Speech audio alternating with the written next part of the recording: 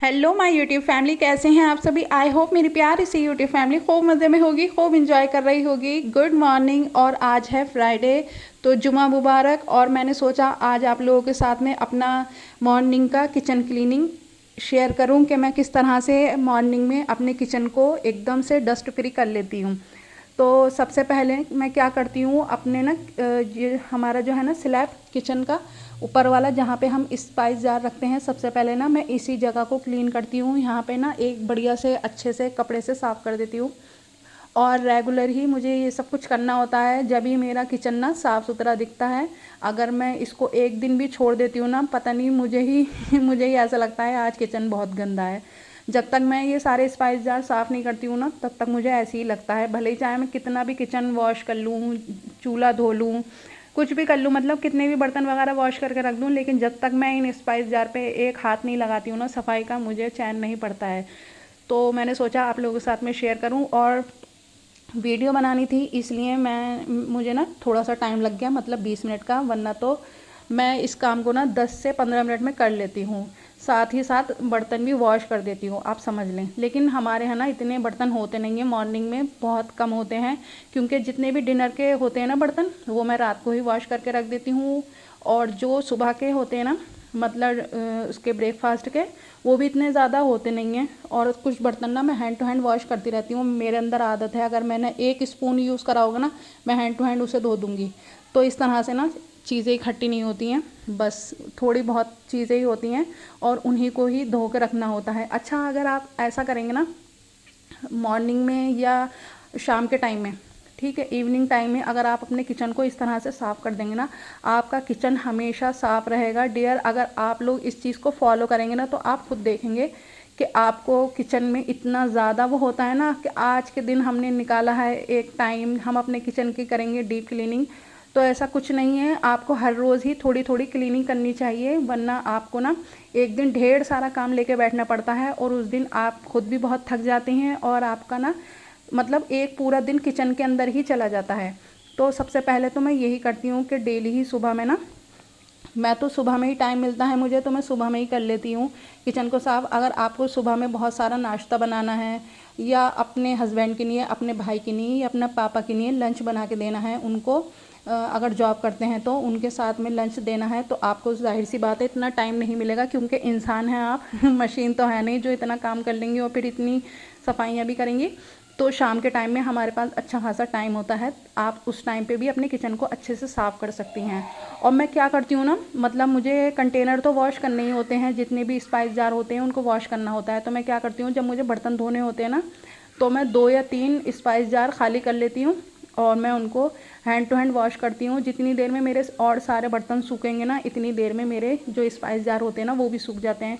और इस तरह से हर रोज़ मैं 2-3 जार वॉश करती रहती हूँ, और इस तरह से मेरे जार भी ना एकदम साफ़ सुथरे रहते हैं। मैं इसी वजह से अपनी किचन की ना डीप क्लीनिंग की वीडियो ही नहीं बना पाती हूँ, क्योंकि मैं इतनी गंदगी इकट्ठी नहीं कर पाती हूँ। साफ़ सुथरा रहता है तो बताएं मैं कैसे किस तरह से बना लूँ डीप क्लीनिंग, जब मुझे पता है कि मुझे हर रोज़ सेम चीज़ें करनी है। तो मैं कोई एक दिन उठा के नहीं रखती हूँ, हर रोज़ सुबह में मुझे 10 से 15 मिनट अपने किचन में लगाना होता है, और मेरा किचन हर रोज़ साफ़ रहता है। तो इसी तरह से अगर आप लोग भी करेंगे ना, तो बहुत फ़ायदा होगा आपको, आपका बहुत बेनिफिट होगा। तो डियर, इस टिप को ना ज़रूर फॉलो कीजिएगा। और बहुत सारे लोग क्या करते हैं ना, कि बहुत सारे स्पाइस जार, बहुत सारे कंटेनर अपने किचन में रख लेते हैं सजा कर, और फिर उन बेचारों को क्या होता है कि हर रोज़ तो वो फिर उसको साफ़ नहीं कर सकते, क्योंकि इतना टाइम कहाँ से लेकर आएंगे। थोड़ी चीज़ रखी होगी उसको साफ़ करना आसान होगा, और बहुत सारे डब्बे रखे होंगे तो बेचारी लेडीज़, इंसान ही तो है, वो थक जाएगी। तो कोशिश यही किया करें, जितने भी ज़्यादा ज़रूरत के स्पाइस जार हों वो ही रखा करें किचन के अंदर, और कुछ जार को ऑर्गेनाइज़र में करके रखा करें, कुछ चीज़ों को ऑर्गेनाइज़ करके रखा करें। जैसे बहुत अच्छे ऑर्गेनाइज़र आ रहे हैं, डब्बे वगैरह आ रहे हैं, तो उसके अंदर करके रखा करें, ताकि आपको ना ज़्यादा मेहनत नहीं करनी पड़े। और उसको धोना भी आसान है, कि 2-3 दिन में उसको धो दिया, और अपने अच्छे से जो चीज़ उसके अंदर रखी है, अगर धूप लगाने की है, जैसे दालें हो गई, चावल हो गई, तो अगर उनको धूप लगाने का है तो उनको धूप लगने के लिए छोड़ दिया, और डब्बे वगैरह को वॉश कर दिया, फिर वो सूख जाएंगे। इस तरह से आपके वो डब्बे भी ना, ऑर्गेनाइज़र जो होते हैं वो भी साफ़ सुथरे रहेंगे। तो डियर, ये वाली टिप तो 100% फॉलो करना, क्योंकि मैं ये काम 100% करती हूँ। यकीन माने कि मुझे इस चीज़ से बहुत बेनिफिट मिलता है, मेरी हर चीज़ साफ़ रहती है इसी तरीके से। और हर रोज़ मैं सुबह में अपने ये जो है ना मेरा चूल्हा गैस स्टोव, इसको मैं हमेशा स्क्रब से सुबह में ये याद रखना कि मैं सुबह में करती हूँ इस काम को। सुबह में जैसे ही नाश्ता हो जाता है ना, मैं स्टील का जो स्क्रबर आता है ना, मैं वो लेती हूँ। और जो होता है ना डिश वॉशर का लिक्विड, वो लेती हूँ और उससे बढ़िया से मांज देती हूँ अपने चूल्हे को। क्योंकि सुबह में अगर आप ये काम कर दोगी ना, तो आपको पूरा दिन अपने इसको ना चूल्हे को साफ़ करने की ज़रूरत नहीं पड़ेगी। मैं ये नहीं कह रही हूँ कि आपको चूल्हे पे कुछ भी गिर जाए आप साफ़ नहीं करेंगी, आप साफ़ करेंगी, लेकिन इतना डिटेल में आपको साफ़ नहीं करना पड़ेगा। एक अच्छा सा कॉटन के भी आते हैं और वैसे भी होते हैं ना, थोड़ी सॉफ्ट वाली प्लास्टिक में आते हैं, तो आप उस वो वाला ना स्क्रबर होता है वो यूज़ करना। आपको पूरा दिन जैसे ही पानी से थोड़ा हल्का उसको गीला करोगी और चूल्हे को साफ़ करोगी ना, ऐसा हो जाएगा, बिल्कुल न्यू जैसा चमक जाएगा। तो ये वाली बात भी ज़रूर फॉलो करना, आपका किचन हमेशा साफ़ रहेगा। और डियर, सबसे ज़रूरी ये है कि आपको रात को अपने किचन को, अपने चूल्हे को साफ़ करके सोना चाहिए, ताकि आपके घर में बरकत आए। रात को बिल्कुल गंदे बर्तन नहीं छोड़ने चाहिए। गंदे बर्तन समझ लें इतनी ज़्यादा नेस्ती लेकर आते हैं हमारे घर में से, जो रिज़्क होता है ना वो उड़ने के चांसेस होते हैं, मतलब हमारे घर से रिज़्क नाराज़ हो जाएगा। और बर्तन जो होते हैं ना, झूठे बर्तन, वो अच्छी बात नहीं होती, उनको साफ़ करके ज़रूर सोना चाहिए। अगर आपकी तबीयत ठीक नहीं है, वो मजबूरी की बात है, लेकिन फिर भी आप किसी ना किसी से कहा करें कि थोड़ी आपको हेल्प करें। अगर आप मतलब मॉम हैं, ठीक है, अगर आप आंटी हैं और आपकी बेटी है मेरी जितनी, तो आप उसको आदत डालें, वो थोड़ा थोड़ा आपके साथ में ना काम करा करे। और स्पेशली सफाई की ज़िम्मेदारी तो लड़कियों को ही करनी चाहिए। मैं तो खैर एकलौती बेटी हूँ अपनी मम्मी की, तो मुझे ना घर के सारे काम ही करने होते हैं, क्योंकि देखें मेरी माँ ने अपनी ना इतनी उम्र लगा दी सब काम करते करते। तो अगर मैं उनका अब काम नहीं करूँगी तो पता नहीं कब काम करूँगी, है ना। लोग दूसरों के घर का तो काम कर देते हैं खुशी खुशी, लेकिन अपने माँ बाप का काम करना नहीं चाहते। तो सबसे ज़्यादा बुरी बात यही होती है, अपने माँ बाप को भी आराम देना चाहिए। ये मैं उन सारी लड़कियों से कहूँगी जो सिर्फ अपनी माँ को ना एक नौकरानी की तरह से रखती हैं कि अम्मी ये काम कर दो, अम्मी मुझे खाना दे दो, पानी दे दो, चाय बना दो।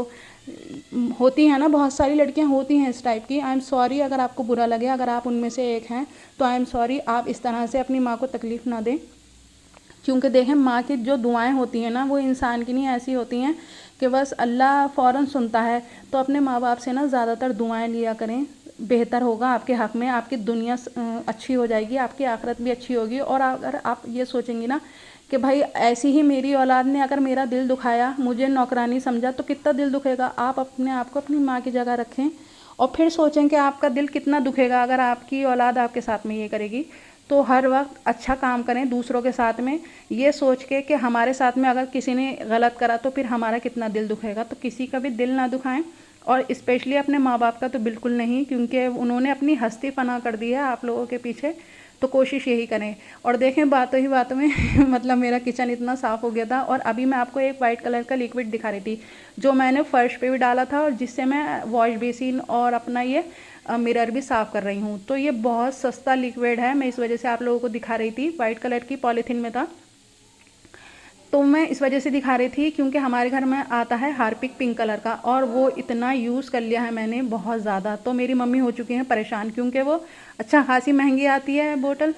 तो मम्मी बोली अब कैसे मैं तुम्हें सस्ता वाला ला के दूँगी, ताकि तुम्हें जितनी भी धुलाई करनी है घर की तो उससे करना। तो ये 10 रुपीज़ का मिला, आप समझ लें, लोकल मार्केट से मिला है 10 रुपये का।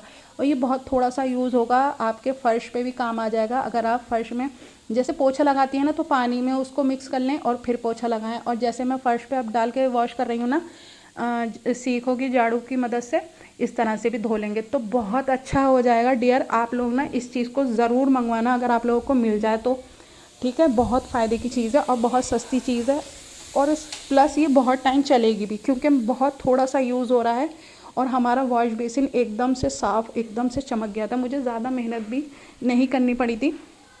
अच्छा, फ्राइडे मॉर्निंग थी तो मैं इसको ना लगा हुआ छोड़ भी नहीं सकती थी, क्योंकि कुछ देर अगर मैं इसको लगा के छोड़ देती ना फर्श पे, तो ये जो मेरा कालू सा ये इतने गंदे कलर का फ़र्श है ना, तो ये साफ़ हो जाता। लेकिन मुझे जुमे की वजह से ना बस फटाफट से काम निपटाना था। अच्छा, जो इस घर के मालिक थे ना, मतलब जिनसे हमने ख़रीदा है, उन्होंने ये खुद बनवाया था घर, और उनको पता नहीं क्या शौक़ था जो उन्होंने ये फ़र्श जो है ना ब्लैक कलर का करवाया। मुझे इतना बुरा लगता है ना, मेरा दिल चाहता है मैं खुद से अगर मुझसे आता होता ये काम तो मैं खुद से दूसरा फ़र्श बना देती, लेकिन बस क्या करूँ मैं, जितना हो सकता है मैं मेहनत कर करके इसको साफ़ करने में लगी रहती हूँ। और मेरी मम्मी ने भी बस अब हार मान ली है, वो कह रही हैं मैं अब नहीं ला के दूँगी तुम्हें हारपिक अब तुम सस्ती चीज़ों से काम चलाओ। तो मैंने बोला चलो ठीक है, कोई बात नहीं। और डियर, अगर आप लोग मेरी वीडियो देखते देखते यहाँ तक आ चुके हैं और अगर आप लोगों को मेरा ब्लॉग थोड़ा भी पसंद आया हो तो प्लीज़ मेरे चैनल को सब्सक्राइब कर लेना।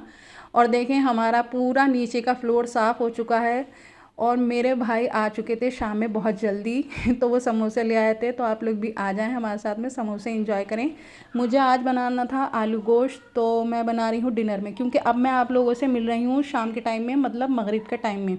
मगरिब की नमाज़ पढ़ चुकी हूँ और अब मैं बना रही हूँ यहाँ पे आलू गोश्त। तो मैंने लिया मस्टर्ड ऑयल, उसमें डाले कुछ गरम मसाले, अदरक लहसुन का पेस्ट, थोड़ी सी प्याज, टमाटर घिसे हुए और पाउडर गरम मसाले और गोश्त डाल के अच्छे से भून लिया। और फिर मैंने ना इनको सीटी लगा लिया था और फिर मैंने आलू डाल के भी सीटी लगा लिया था। तो डियर बहुत मज़े का, बहुत टेस्टी बन गया था।